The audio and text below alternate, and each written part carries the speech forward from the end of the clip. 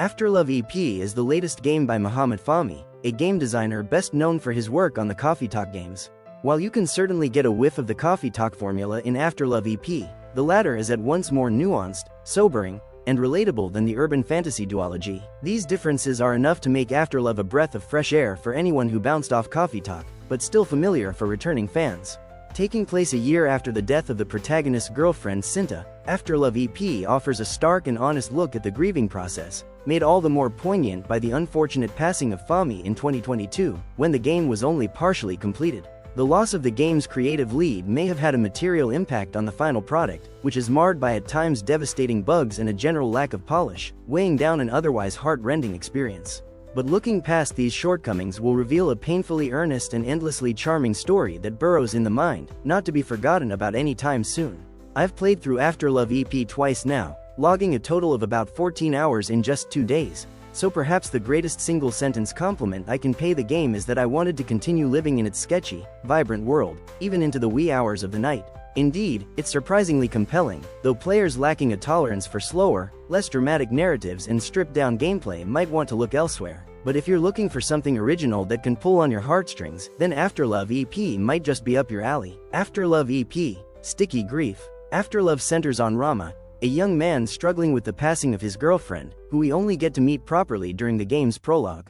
The details of her death are never fully expounded, but suffice it to say that it was traumatic by virtue of its suddenness, the first eerie parallel between the game's story and Fahmi's real-world death. But despite only seeing Cinta for a few minutes at the start of the game, she is a constant presence, both literally and figuratively. Rama hallucinates her speaking to him. Afterlove EP is about grief, but it's not shouting at the sky, pulling your hair out grief. It's mature, complex, and messy grief that doesn't let its victims move on, even while the world keeps moving around them. This is the conundrum Rama finds himself in at the start of the game, when he feels inspired to bring his old band together with a renewed creative vigor. This driving force, his passion for expressing his grief about Cinta, is stunted by the emotional and creative needs of his friends and bandmates who have moved on with their lives in the wake of Cinta's death. Rama's trauma, manifested in his hallucinations of Cinta, stands in the way of his empathy for these bandmates, who he once considered his closest friends before he faded into a year-long depressive miasma. It's in these awkward and down-to-earth interactions, wherein Rama is usually in the wrong, that Afterlove EP is at its best. Rama is effectively learning how to function again after the loss of his partner. The hallucinations of Cinta serve a starkly pragmatic purpose, but this phantasmagoric shell blocks the light of the outside world as much as it keeps psychic threats from breaking in.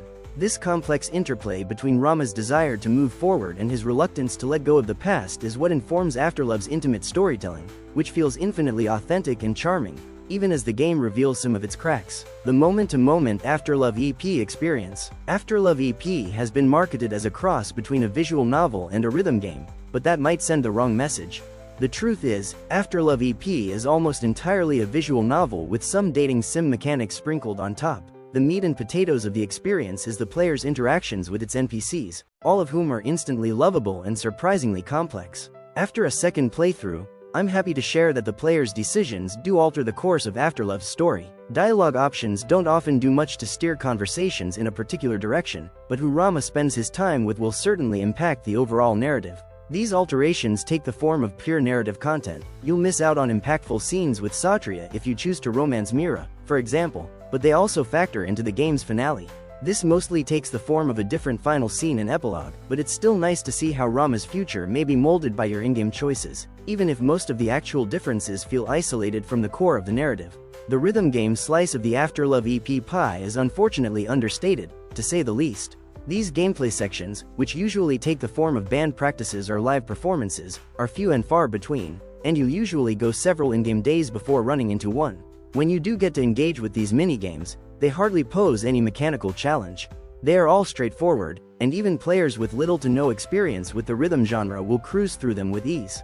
There's a persistent lack of variety and surprise in these gameplay sections, and they can sometimes feel like an afterthought. But if you view these passages more as punctuations for emotional story beats, then their minimalist design is a bit more forgivable.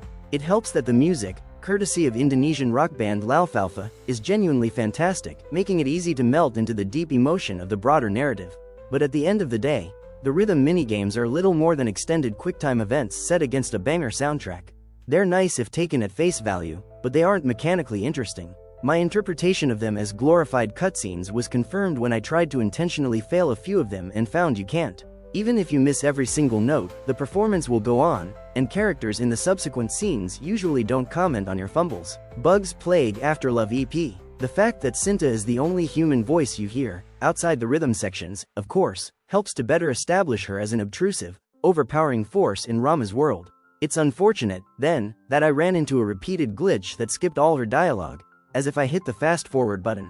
The only way to fix this bug was to close the game entirely and boot it back up, but it proved to be pervasive, repeatedly cropping up for no obvious reason. Other immersion-breaking disruptions included character portraits not lining up with who Rama was speaking with, and characters talking off-screen. But these inconveniences pale in comparison to the biggest glitch during my first playthrough.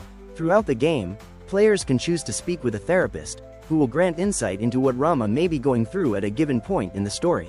Towards the end of the game, when I was reaching the climax of my chosen romance subplot, I decided to visit the therapist, only to watch in disbelief as Rama recounted scenes that had yet to occur in said romance subplot, spoiling its finale.